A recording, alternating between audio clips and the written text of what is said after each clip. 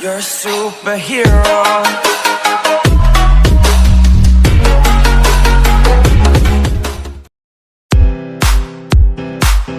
जैसे याक है, ठीक है, बकरियां हैं कुछ जो पश्मीना बकरी है, हिमालय क्षेत्र में पाई जाती है।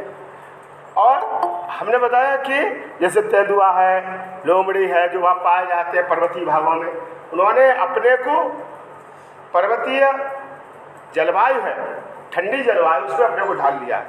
वहीं मिलेंगे क्योंकि वहाँ उनको पर्याप्त भोजन मिलता है, वहाँ वो रह सकते हैं, ठंडी जलवायु को सहन कर सकते हैं, बर्फ़ पड़ती है उसमें रह सकते हैं। ये मौस एक काई होती है, बर्फ़ पे जमी रहती है, हरे रंग की होती है, उसको खा सकते हैं। तो इस तरह अपना जीवन यापन कर सकते हैं। तो ये हमने बताया पर्वतीय भागों में। तो इनका परिवेश क्या है, इनका आवास क्या है, पर्वतीय आवास। फिर तो वहाँ उसी प्रकार के बताए निर्जीव घटक, सजीव घटक। सजीव घटक में या जो जंतु बताए वो है। निर्जीव घटक में जलवायु कैसी है, ठंडी जलवायु है, बर्फ है और हवा है, पानी है, किस तरह की समस्या वो है, ये हमने बताया। अब दूसरा हम पर्वतीय भाग से नीचे आते हैं, मतलब मैदानी भागों में आते हैं। अब मैदानी भागों के वन अलग प्रकार के हैं, वहाँ वन अलग प्रकार के हैं। वहाँ पर चीड़ है, देवदारू है, ऐसे पेड़ पाए जाते हैं, ठीक है, झाड़ियाँ होंगी, तो ये मिलते हैं। फिर हमने कहा मैदानी भागों में, जहाँ मैदानी भागों में जहाँ पर आप रहते हैं, हम रहते हैं, तो ये कह देते हैं ये गंगा यमुना का मैदान है, प्लेन एरिया है। तो यहाँ पर पेड़ कैसे, आपने कहा आम है, ठीक है, आम, नीम, पीपल, बरगद, ये पेड़ हैं, पाए जाते हैं। और भी तरह तरह के यहाँ वृक्ष मिलेंगे। तो ये कैसे हैं, ये कहलाते हैं मैदानी भागों में पाए जाने वाले पेड़ पौधे हैं। और मैदानी भागों में पाए जाने वाले जीव जंतु उसी प्रकार से भी मिलेंगे। जंगल है तो जंगल में शेर, चीता, खरगोश, हिरण, ये मिलेंगे। तो शेर, चीता, खरगोश, हिरण, ये कल हमने बताया था, ये कहाँ मैदानी प्लेन एरिया है, वहाँ के जंगलों में ये मिलेंगे। और यहाँ जो घने जंगल है मैदानी भागों में, उनमें जंतु पाए जाते हैं। और अब यहाँ क्या है, यहाँ कैसी जलवायु है, बोले न ज़्यादा गर्मी पड़ती है, न ज़्यादा वर्षा होती है, न ज़्यादा सर्दी पड़ती है। एक तरह का है, कभी मौसम बदलते रहते हैं। उस मौसम में इतना नहीं है कि बर्फ़ पड़ने लगे, बर्फ़ नहीं पड़ती। तो या पूरे वर्ष वर्षा होती रहे, वो अलग एरिया है। तो इस तरह से जहाँ जैसी जलवायु है वहाँ उसी प्रकार के जंतु पाए जाते हैं। ये देखिए, अब ये हमने बताया पर्वतीय भाग। फिर मैदानी भाग, गाय, भैंस, बकरी, भेड़ है, और गधा, घोड़ा, खच्चर सब मिलते हैं यहाँ पर। और विभिन्न प्रकार के जीव जंतु मिलते हैं, जंगली जानवर बताए अभी में, वो मिलते हैं, पेड़ पौधे मिलते हैं। फिर अब हमने कहा वहाँ से नीचे आओ मैदानी भाग, जो पठारी भाग, इसको कहते हैं मरुस्थलीय भाग। और मरुस्थलीय भाग है, अब मरुस्थलीय भाग का या रेगिस्तान जिसे कह देते हैं, जहाँ पर रेत ही रेत है। अब वहाँ रेत कैसा है, रेत के बड़े बड़े टीले हैं, हवा आती है तो हवा के द्वारा रेत के टीले अपना स्थान बदलते रहते हैं। आज आपको यहाँ एक टीला दिखाई दे रहा है, कहीं यहाँ बहुत ऊंचा दिखाई देगा। आप बस चल नहीं सकते, रेत में आप चल नहीं सकते। क्यों नहीं चल सकते, ये फिजिक्स का कार्य है कि घर्षण बल कम हो जाता है पैरों के नीचे, तो पैर घुस जाते हैं उस बालू में, दौड़ नहीं लगा सकते। लेकिन ऊंट है, इसके तलवे चौड़े होते हैं, ठीक है, आप नहीं चल सकते, आप दौड़ नहीं लगा सकते रेत में। क्यों, बोले हमारे पैर तो घुस जाते, दौड़ कैसे लगा। लेकिन ऊंट है, ये 35 से 35 किलोमीटर प्रति घंटा की स्पीड से दौड़ता रहेगा। बताया भोजन, वहाँ मरुस्थलीय भाग है, जो जैसे थार रेगिस्तान है, सहारा रेगिस्तान है, इधर गोबी का पठार है, हिमालय पर्वत की दूसरी साइड में विभिन्न प्रकार के मरुस्थल हैं। तो वहाँ पर वनस्पतियाँ कैसी, कटीली झाड़ियाँ हैं, बबूल है, दक्षिणी बबूल है, और नागफनी है, कैक्टस है, ये पाए जाते हैं। अब जो कटीली झाड़ियाँ हैं तो ऊँट है, उनको खा सकता है, ठीक है ना, ऊँट उनको खा सकता है, कटीली झाड़ियों से अपना पेट भर सकता है। तो कटीली झाड़ियाँ से खा सकता है। उसके पैर कैसे चपटे हैं, वो पैर उसके जमीन में नहीं धंसते, तो अब पैर उसके कैसे जमीन नहीं धंसते, चपटे पैर हैं, पैर जमीन में नहीं धंसते, तो ऊंट इसके लिए अनुकूलित है। इसकी टांगें लंबी होती हैं, ऊंट की टांगें लंबी होती हैं, तो क्या होता है, जब दिन के समय में तापमान ज़्यादा बढ़ता है, हीट गर्मी ज़्यादा नीचे से निकलती बढ़ती है, आपसे कहा जाए धूप पड़ रही हो, तो पैर के समय आपका चलिए रेत में उसमें तो बड़ा गर्मी लग रही है, कैसे चले।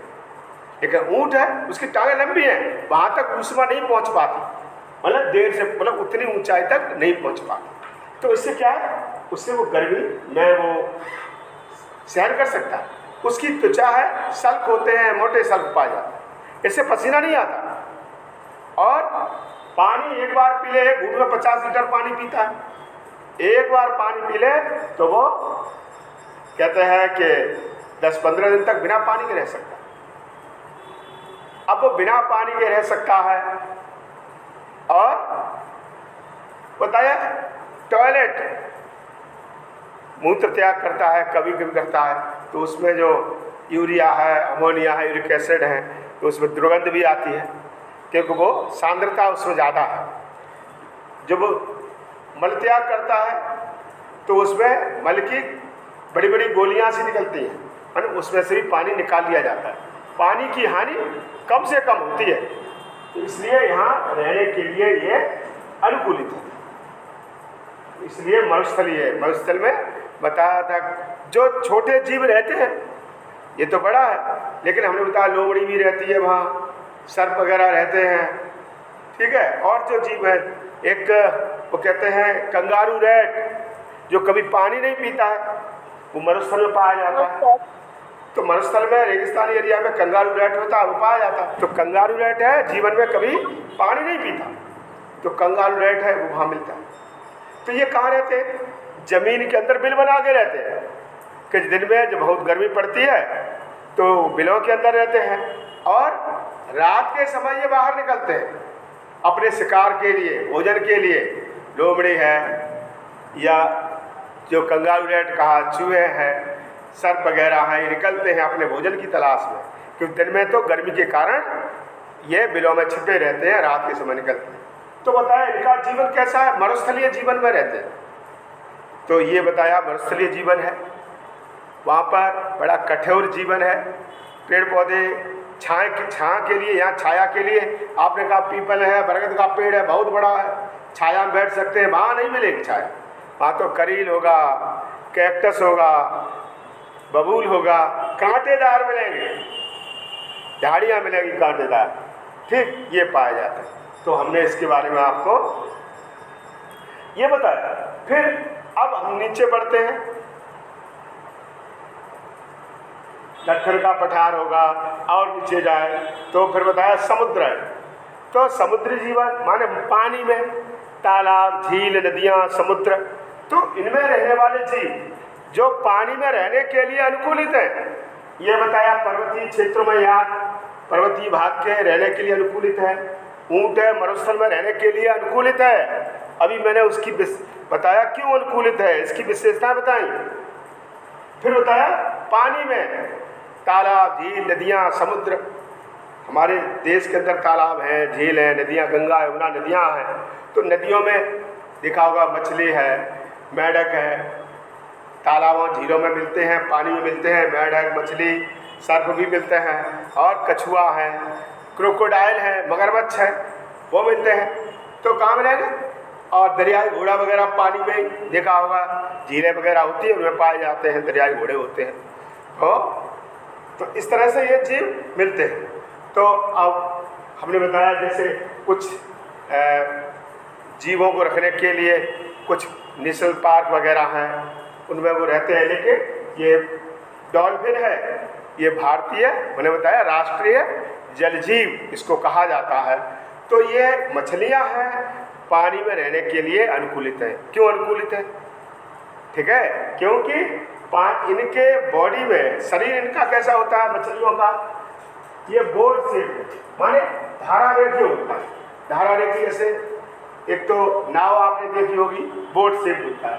तो हमने कहा बोट से कैसा है, ऐसे करके लिया ऐसे, तो ये ऐसे, ये नाव के आकार, ये हमने लिया ऐसे, ये ठीक ऐसे करके ये, और ये इस तरह से।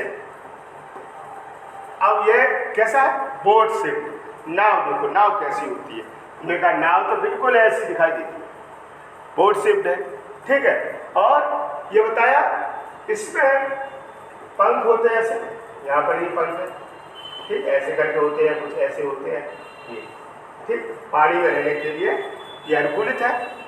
और पानी जो ये मुंह से लेते हैं, साइड में ये गिल्स होते हैं, गल पड़े गिल्स होते हैं, तो यहाँ से पानी तो निकल जाता है। इतनी देर में जो गिल्स हैं वह ऑक्सीजन को एब्जॉर्ब कर लेते हैं, ऑक्सीजन फेफड़ों में चली जाती है।